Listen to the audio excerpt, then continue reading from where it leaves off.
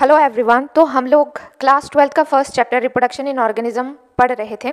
उसमें हमने asexual reproduction के टाइप्स में सबसे पहला टाइप बाइनरी फिजन और उसका भी टाइप हम लोगों ने देखा था। सिंपल बाइनरी फिजन के बारे में देख लिया था। उसके मतलब इसके पहले वाले प्रीवियस वीडियोज़ को देखने के लिए आप नीचे डिस्क्रिप्शन बॉक्स में लिंक है, आप वहाँ से देख सकते हैं।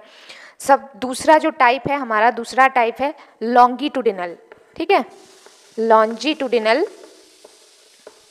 Binary fission. देखो लॉन्गिट्यूडिनल यानी लॉन्जिट्यूडिनल बाइनरी फिजन, फिजन मतलब सिंपली टूटना होता है। अब लॉन्गी यानी लंबा वाइज टूटेगा कुछ, है ना। तो यहाँ पर इसका एग्जाम्पल देख लेते हैं। इसका एग्जाम्पल है युगलिना। युगलिना, और मैं बता दूँ आपको कि युगलिना जो है ये हमारा मल्टी सेलुलर ऑर्गेनिजम्स हैं। ठीक है, तो सपोज ये लो एक युगलिना ड्रॉ कर दिया और ये ऐसे लॉन्गिट्यूडिनल वाइज टूट जाएगा और बेसिकली दो हमारा युगलिना में कन्वर्ट हो जाएगा, ये पहला और ये दूसरा।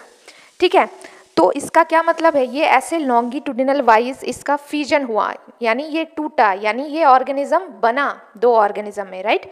तो इसीलिए इसको कहते हैं लॉन्गिट्यूडिनल बाइनरी फिजन। फिजन मतलब तो टूटना सिंपली, है ना। बट कैसे टूट रहा है, अगर लॉन्गिट्यूडिनल यानी लॉन्गिट्यूडिनल वाइज टूट रहा है तो ये इसका एग्जांपल है युगलिना।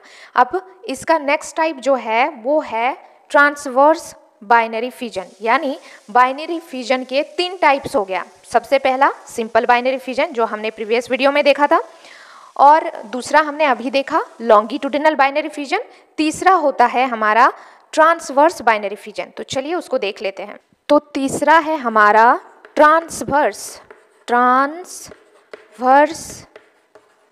Binary fission. देखो ट्रांसवर्स मतलब ऐसे टूटना। ठीक है, इसका एग्जांपल क्या है, देखो इसका एग्जांपल है पैरामीशियम। इसका आकार ना कुछ चप्पल जैसा होता है, और इसका एग्जांपल प्लेनेरिया भी होता है। ठीक है, तो चलो पैरामीशियम कैसे टूटता है ये देख लेते हैं। तो मैंने अभी आपको कहा कि पैरामीशियम का स्ट्रक्चर कुछ चप्पल जैसा होता है, ऐसा। ठीक है, ये देखो, तो ये कैसे टूट जाता है, ऐसे टूट जाता है।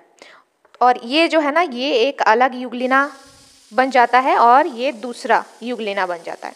मतलब ये अपना नीचे वाला पार्ट ग्रो कर लेता है और ये अपना ऊपरी वाला हिस्सा ग्रो कर लेता है। हाउ वियर्ड, लेकिन ऐसा होता है।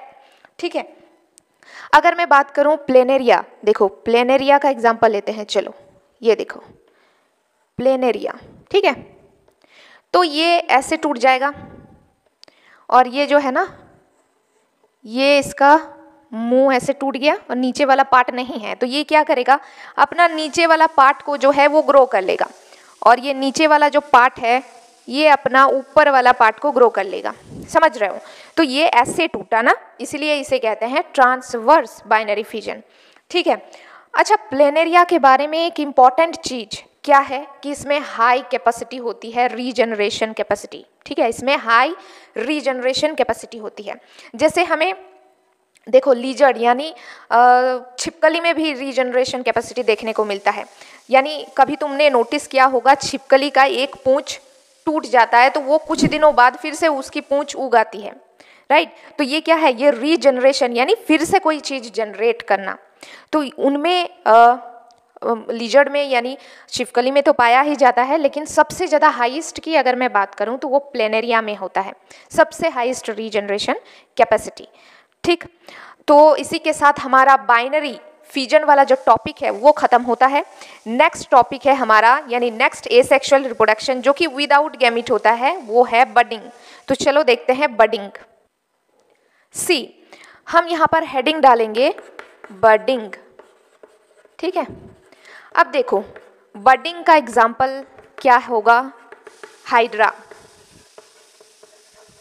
बडिंग से तुम्हें क्या समझ में आ रही है, बड का फॉर्मेशन होगा। मैं तुम्हें बता दूं बड 2 तरह के होते हैं, एक तो इंटरनल बड और दूसरा एक्सटर्नल बड। ये वो वाला बड नहीं है BIRD, बड मतलब पक्षी। ठीक है, ये बड है, बड BUD। ठीक, अब देखो हाइड्रा का एग्जांपल लेते हैं। हाइड्रा कुछ इस प्रकार से उसका शक्ल जो है वो होता है।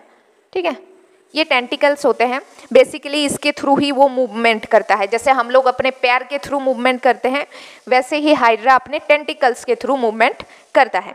तो इसमें होता क्या है, एक छोटा सा यहाँ पर बड उगेगा, ठीक है, बिल्कुल छोटा सा।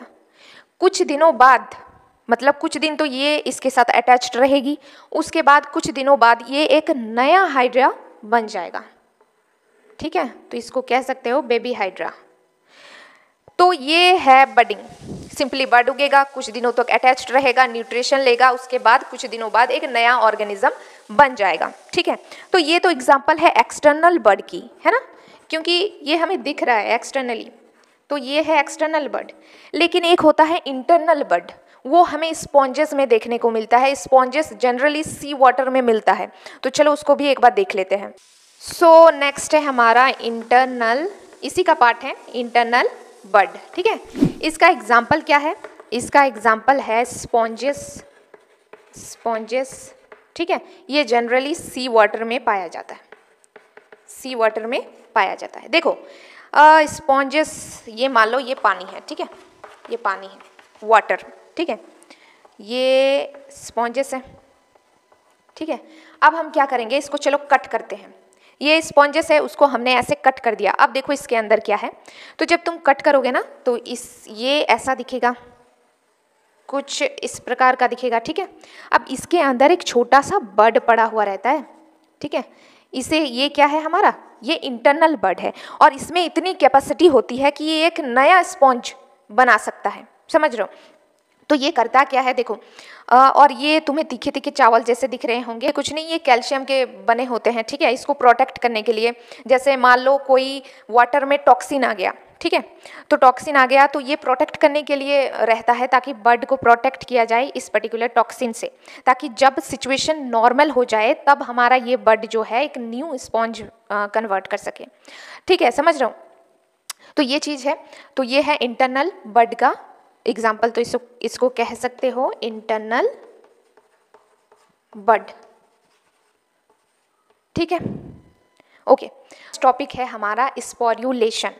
तो स्पोर्युलेशन मतलब स्पोर्स, ठीक है। देखो स्पोर्स होता है, होता क्या है स्पोर्स, बेसिकली स्पोर्स होता है कुछ रेजिस्टेंट स्ट्रक्चर्स। स्पोर्स के बारे में हम डिटेल में जब आगे के चैप्टर्स पढ़ेंगे उसमें बात करेंगे, बट यहाँ पर दो एनसीईआरटी में दिया हुआ है, एक जू स्पोर और दूसरा कोनिडियो स्पोर। तो जनरली तो अमीबा बाइनरी फिजन करता है, वो तुमने अभी देखा और मैंने आपको पढ़ाया भी, ठीक है। बट कुछ कुछ जब टॉक्सिक रीजन आता है ना, अमीबा को लगता है कि उसका जो इन्वायरमेंट है कुछ टॉक्सिक इन्वायरमेंट बन चुका है, तो वो क्या करता है, अपना आसपास, मतलब अपने आसपास कवरिंग चढ़ा लेता है। तो वो ऐसे अपने आसपास कवरिंग चढ़ा लेता है, ठीक है। तो इसको क्या कहते हैं, इस प्रोसेस को इंसिस्टेशन कहते हैं, ठीक है। अब देखो, और मल्टीपल फिजन के द्वारा बहुत सारे स्यूडोस्पोर्स का निर्माण कर देते हैं। ये देखो, ये एक स्यूडोस्पोर्स है। देखो स्यूडोस्पोर्स क्या होते हैं, स्यूडोस्पोर्स में इतनी कैपेसिटी होती है कि ये एक अनदर अमीबा बना सकता है। तो ये सबसे पहला स्टेप तो अपने बाहर 3 मजबूत कवरिंग बना लेगा, जिसे इंसिस्टेशन कहते हैं। उसके बाद मल्टीपल फिजन के द्वारा बहुत सारे स्यूडोस्पोर्स का फॉर्मेशन कर देगा, और ताकि वो क्यों करता है ऐसा, ताकि इस टॉक्सिक रीजन से कुछ तो स्यूडोस्पोर्स बच जाए, यानी कुछ तो बच जाए जो आगे जाकर इस आगे का फॉर्मेशन कर सके, समझ रहे हो। तो वैसे ही हमें भी करना चाहिए। हमारे पास 2 ही सिचुएशंस होते हैं लाइफ में, एक तो नॉर्मली जो चलता है उसमें तो कोई फर्क ही नहीं है, आराम से ज़िंदगी चलती है, लेकिन ऐसे भी सिचुएशंस आते हैं जिनमें हमें लगता है कि इस सिचुएशन का फेस तो हम लोग कर ही नहीं सकते हैं। उस टाइम के लिए हमारा मेंटल जो बैलेंस है उसको हमें नहीं खोना चाहिए। उस टाइम भी हमें उस सिचुएशन को बहुत ही बुद्धिमानी से, जैसे देखो अमीबा कर रहा है, उसे पता है हर टाइम उसके लिए इन्वायरमेंट अच्छा नहीं हो सकता है, राइट। कभी कभी इन्वायरमेंट टॉक्सिक भी हो सकती है, तो उसके लिए भी तुम्हें पहले से ही तैयार रहना है उस चीज़ से लड़ने के लिए। ठीक उसी प्रकार अमीबा भी ऐसे ही करता है, समझ रहे हो। तो इससे तुम्हें क्या पता चला कि अमीबा बाइनरी फिजन और मल्टीपल फिजन दोनों कर सकता है, राइट। अब देखो नेक्स्ट टॉपिक हमारा दो ही चीज़ बचा हुआ है, एक तो टाइप्स ऑफ स्पोर्स। ज़्यादा हम स्पोर्ट्स के बारे में बात नहीं करेंगे, थोड़ा बहुत ही करेंगे क्योंकि आगे के चैप्टर्स में स्पोर्ट्स को हम डिटेल में पढ़ने वाले हैं। और बच गया है फ्रेगमेंटेशन, ठीक है, छोटा सा टॉपिक है, कल के वीडियो में फिनिश करते हैं। उसके बाद हम नेक्स्ट टॉपिक, एक बड़ा सा टॉपिक है, वो हमारा है वेजिटेटिव प्रोपेगेशन, तो वो हम आगे देखेंगे। सो अभी तक अगर यहाँ पर हो, नोट्स बना रहे हो, मेरे साथ हो, तो प्लीज़ इस वीडियो को लाइक ज़रूर करना, शेयर करना और चैनल को सब्सक्राइब किए बिना मत जाना।